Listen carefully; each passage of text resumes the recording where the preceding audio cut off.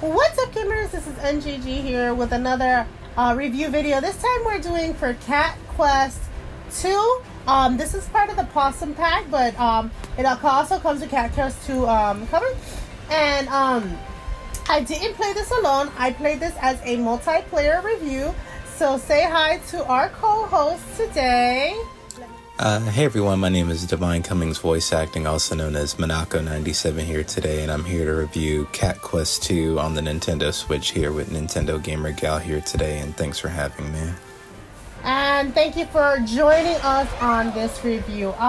So again, like I said, we're going to be talking about this, and this is an indie game, so it's a pretty short-ish game. It didn't take us too long, maybe under 8 hours? Maybe even under 6, right? Somewhere like that.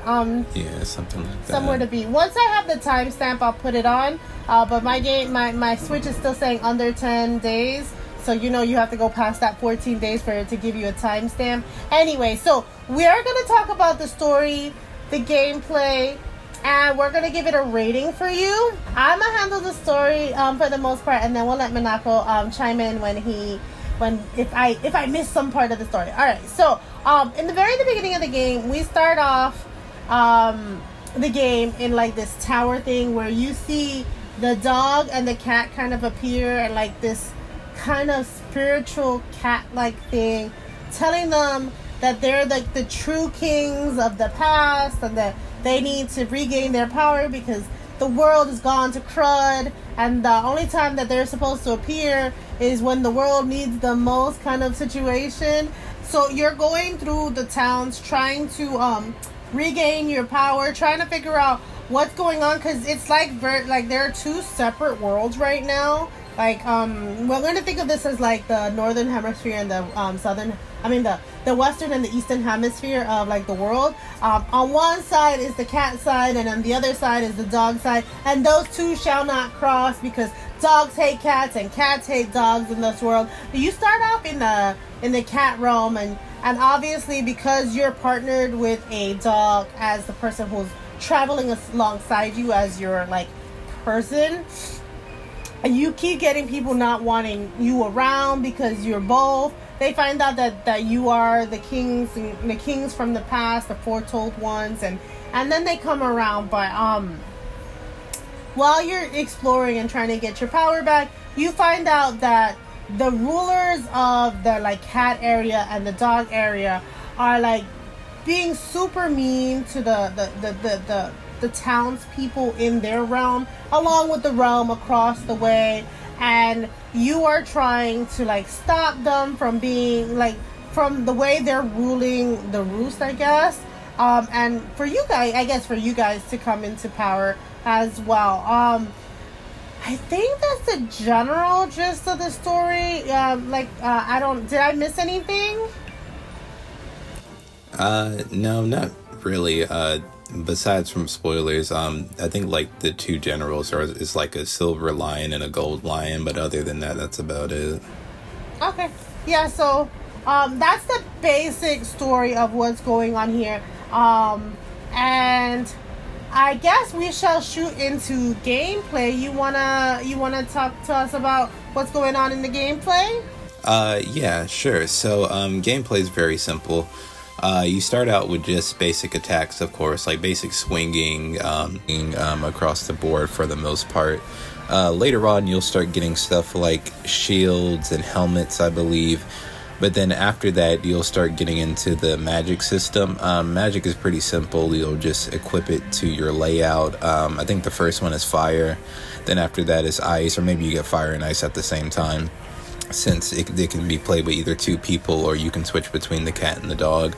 But you'll get fire and ice, and then later on you'll get more magic abilities like shield or black hole or defense and stuff of that nature.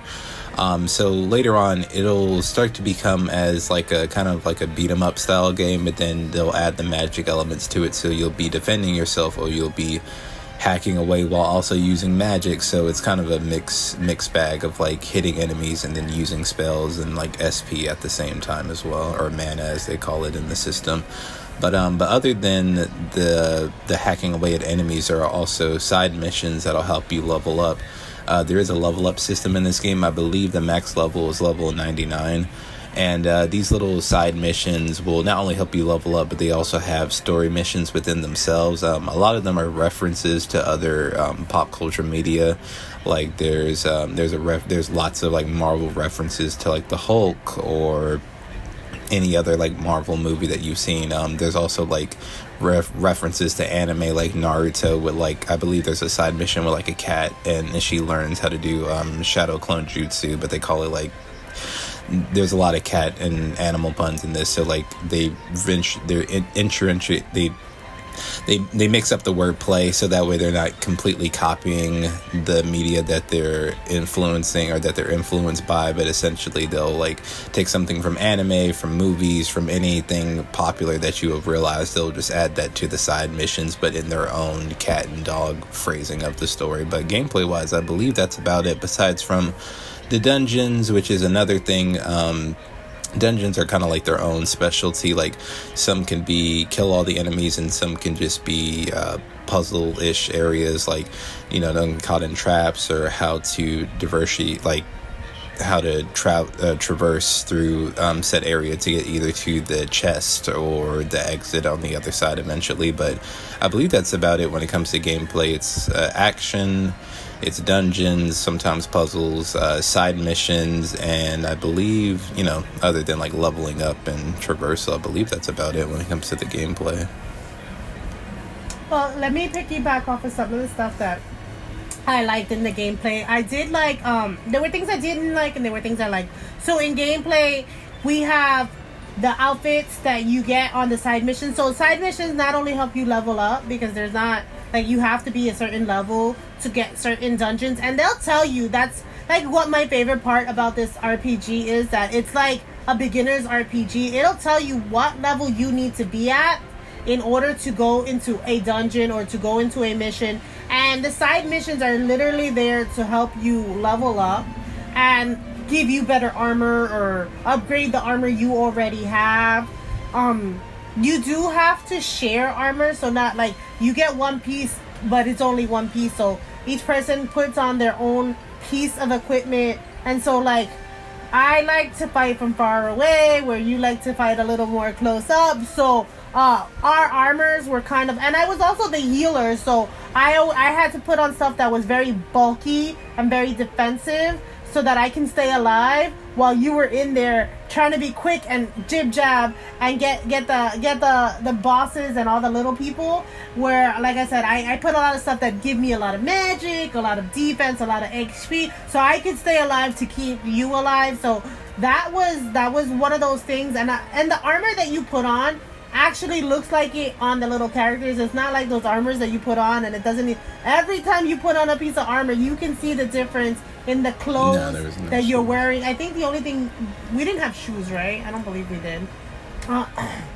So the only thing you couldn't see that you equipped was magic, and magic is also not shared. So if I have a healing spell, he doesn't get that same healing spell. There's only one spell and only one of the characters can have it. And the button layouts were like, the magic was all on your L2, R2 buttons. And so that was super easy. That's why it's super easy to use. But you also had to pay attention to like your magic bar, and like you didn't have to heal to gain that magic bar. You as long as you're hitting the opponents, you're gaining that magic bar back. But if you're not, you are not gaining your magic back. So that was also a fun thing about that. And now, like, that the multiplayer was super fun in the fact that we could be pretty far from each other as long as we're on the same screen. Like, once we start moving away from the screen, then you couldn't see either of us. But as long as we were in the same screen, you could be like on this corner of the screen, on the right corner, bottom right, and I could be on the top left corner doing whatever. We could be pretty far from each other. It wouldn't follow just one character. It would definitely be like a medium between the two of us.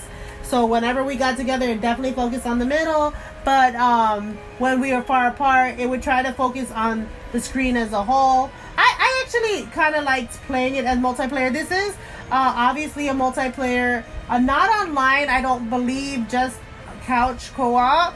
So that was super fun to experience, because I experienced the first Cat Quest years ago, and it didn't have a secondary character. So I wonder what the third one is gonna be.